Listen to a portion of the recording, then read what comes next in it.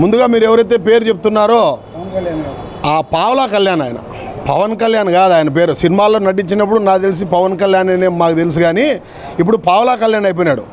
ఎందుకంటే పూట పూటకి ఎటైతే పగటి వేషగాళ్ళు ఏ రకంగా అయితే వేషధారణ మారుస్తారో ఆ రకంగా పొద్దున ఒక వేషధారణ, మధ్యాహ్నం ఒక వేషధారణ, నిద్రపోయేతాడు ఒక వేషధారణ చేసుకునేంత మంచి అతను తాగి మాట్లాడినాడో మళ్ళీ తూగి మాట్లాడినాడో నాకైతే అర్థం కావడం లేదు. కానీ ఫస్ట్ మీరు ఆ పర్సన్ ఏదైతే ఉన్నారో ఆయన సరైన వ్యక్తి కాదు. ఆయనకు మనం సమాధానం చెప్పాల్సిన అవసరం కాంగ్రెస్ పార్టీగా లేదు. ఎందుకంటే పొద్దున ఎవరితో ఉంటాడో రాత్రి ఎవరితో ఉంటాడో అర్థం కానోడు కూడా మనం సమాధానం చెప్పాలంటే కష్టం. ముందుగా తెలుసుకోవాల్సింది ఏమంటే ఒక్కో రోజు ఒక్కో ధర్మం, ఒక్కో రోజేమో చెగోవీరా అంటాడు, ఒక్కో రోజేమో ఇంకో పేరు చెప్తాడు, ఒక్కో రోజేమో సనాతన ధర్మం.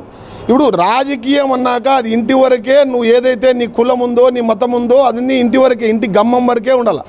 గమ్మం నుంచి బయటకు వచ్చిన తర్వాత నువ్వు అన్ని కులాలకు ప్రాతినిధ్యం వస్తున్నట్టు మనిషి. ఆ విషయం బహుశా పావలా కళ్యాణ్ గారు మర్చిపోయినారేమో. ఆయన మర్చిపోయిన సందర్భం మరొక్కసారి ఆయన గుర్తు చేస్తున్నాం. అయ్యా పావలా కళ్యాణ్ గారు, మీరు ఎవరైతే నిన్నటి రోజు కాంగ్రెస్ పార్టీ నాయకుల మీద కార్యకర్తల మీద అనుచిత వ్యాఖ్యలు చేసినారో, స్వయాన ఎవరైతే టెర్రరిస్టు దాడి అది దురదృష్టకరం, జరగాలనుకోని ప్లేస్ కాదు, ఎవరు కూడా ఊహించిన తగ్గది కాదు. అది మేము దాంట్లో ఇంకో భాగంగానే కాంగ్రెస్ పార్టీ ఎక్కడో కూడా బీజేపీని భద్రతా వైఫల్యమనో ఇంకోటనో అరే కూర్చొని మాట్లాడుకొని అన్ని విధాల ఈ టెర్రరిజాన్ని అణగదొక్కే దానికోసం ఏ రకమైన చర్యలు తీసుకోవాలని చెప్పేసి రాహుల్ గాంధీ గారు, ఖర్గే గారు, సోనియా గాంధీ గారు అందరూ కూడా అన్ని బీజేపీ పార్టీని కాదు అన్ని సెక్యులర్గా భావాలు కలిగిన అన్ని పార్టీలతో కూర్చొని మాట్లాడదాం.